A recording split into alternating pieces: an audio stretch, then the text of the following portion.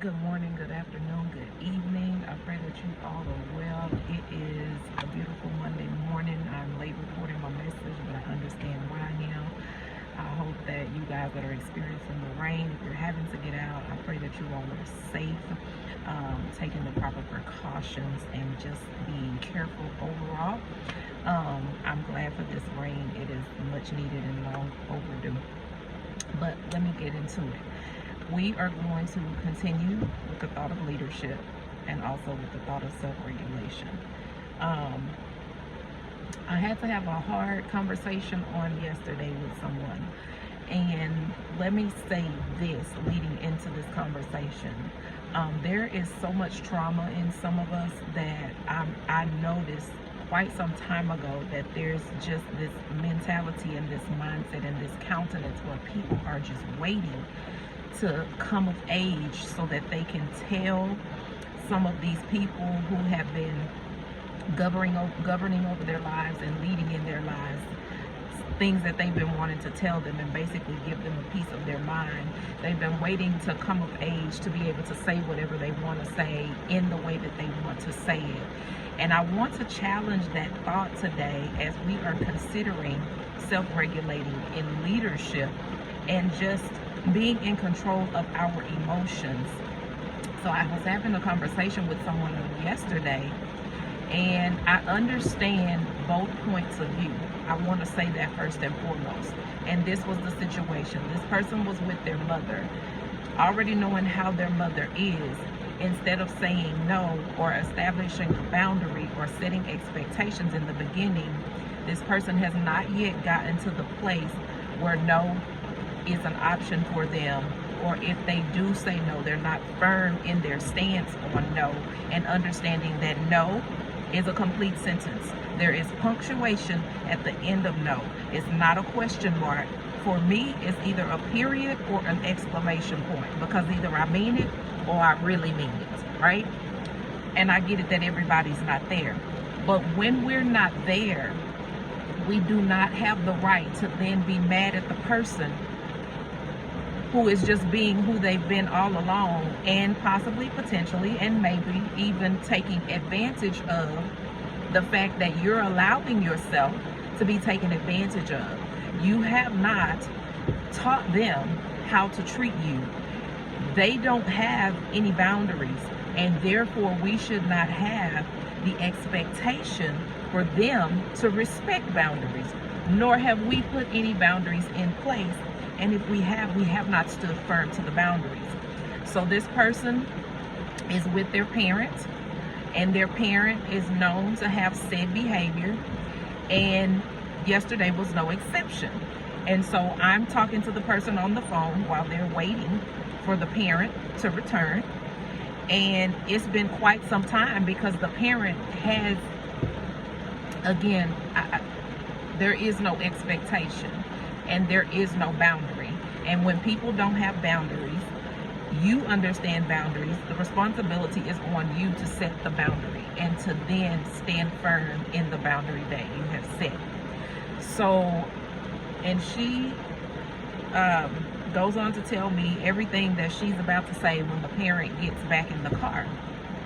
Now, let me say this. I have definitely had the thoughts.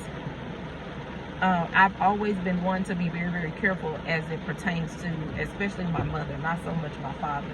That's a whole nother issue. But let me say this, it should have been the same with him. But with her, because of skewed views that I had and a lack of understanding, I have always been very, very careful of, even when she's wrong, the way that I speak to her. And if I don't have the right tone or the right countenance about myself, I will just leave it for the time being.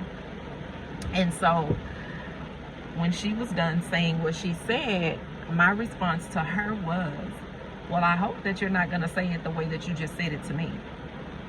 And her response was, I absolutely am. And I said, you're absolutely wrong if you talk to your mother that way. The response was, well, I don't really care about that right now. Now, when you get into the Word of God, this is what I want to say, and this is what I have learned. and this applies for my life, you have to take it for what it is. You can't nitpick the word of God and pick out the things that are tasteful to you and leave the things that are distasteful. If it's the word, it's the word, right? And so the word tells us to honor our mother and father, right? Period. And it does, in the second part of that verse, tell the parents not to provoke their children to wrath. But we have to hold up both expectations of responsibility, right? And in this case, I want to be clear. Although it seems like she may have been provoked, she wasn't. Because really, she should have been upset with herself that she didn't set the expectation or establish the boundary or say no and stand firm on it. Instead, it's easier to get mad at the other person and blow up. And what the hope is that the other person the next time is going to remember your response and not put you in that situation. The problem with that is it takes away our part of the responsibility to self-regulate. Our lives are in our hands at a certain point.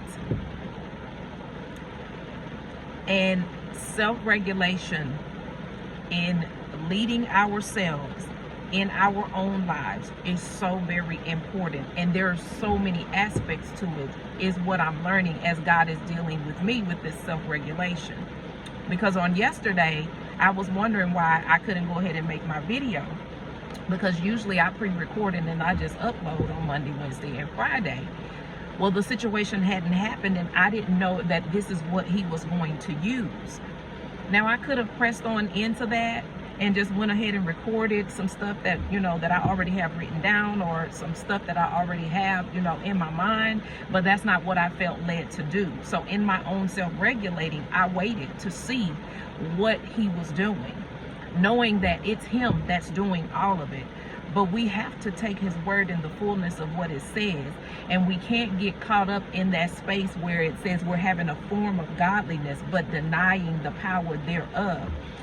What that means is we're going to church and we're doing the checklist and we're looking like we're believers and we're saying we're believers out of our mouths, but the word of God hasn't really penetrated in our hearts and our minds and our spirits, and is not showing up in our lives when we're put in situations where the word of God needs to be implemented.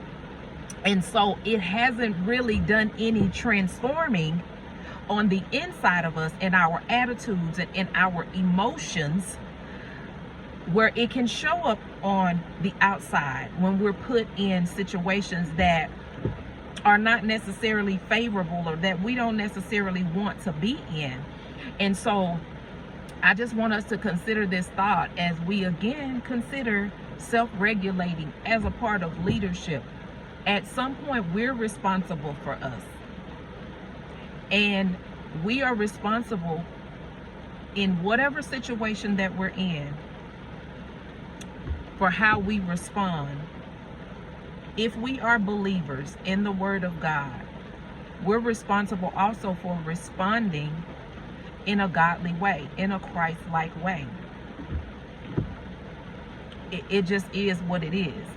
And so I just wanted to share that today, as I had that experience on yesterday. And so the end result of that was she just decided that she wasn't going to say anything in the moment. And my response was, that may be the best option right now. Because if I am your friend, if I am your sister, if I am anything of any significance to you, to the point where you're calling me and talking about your issues, or you're expressing this very intimate moment to me over the phone, then I should be able to pull your coattail. And you should have the expectation that I would do it. And I should have the expectation that you would do the same if you see me walking in foolishness. It's what real friends do. It's what real sisters do. It's what real comrades in arms do. It really is. And so I do understand. For me, that's why a lot of people don't talk to me. It's why a lot of people don't call me. Or what they do is they go ahead and do the thing that they know that I'm not going to agree with, and then they think they're going to call me later for me to try to help them get out of it. That season is long gone. But that's neither here nor there. Boundaries. That no has a period or an exclamation point. So again, that season is long gone. So then I don't have to be mad at you and going off on you and trying to put the responsibility off on you, when really it's my responsibility to teach you how to treat me and to set the boundaries for my life so that I can be healthy and I can be whole and I can have peace. I'm not saying that I can't help somebody out, but when people are taking advantage of you, you have to put a stop to people taking advantage of you, to people running over you, to people pushing you and backing you into corners, because people know who they can do it with and who they can't, and they're going to do it with who they can, and more than likely they won't test the waters where they know that they can't. It just is what it is. And so again, we have to accept our responsibility. And this is a very toxic mentality. The mentality that I spoke on at the beginning of this video, where, oh, I can't wait until I get grown. I'm gonna tell them everything I wanted to tell them. That's not respect. It's not. Because you can respectfully tell somebody what you want to tell them. You can respectfully tell somebody to back off. You can respectfully tell somebody that I feel like you're disrespecting me. I feel like you're out of line. I feel like what you said was inappropriate. You can respectfully do all of those things. The issue comes in when we don't know how to regulate our emotions. The issue comes in when we don't want to do the work in us, and we want to say it how we want to say it, because you know them curse words roll off your tongue a little bit differently than, you know, stuff in the dictionary. You feel like it doesn't have as powerful of an impact, you know, when you just use the regular English language, as it does when you use those good old curse words that you got in your arsenal. But I challenge you today to be bigger and to be better. I pray that you guys are safe. I pray that you guys are careful. I pray that God gives us understanding, and I pray that what I was trying to say made sense to you guys. Have a blessed and prosperous day. Until next time.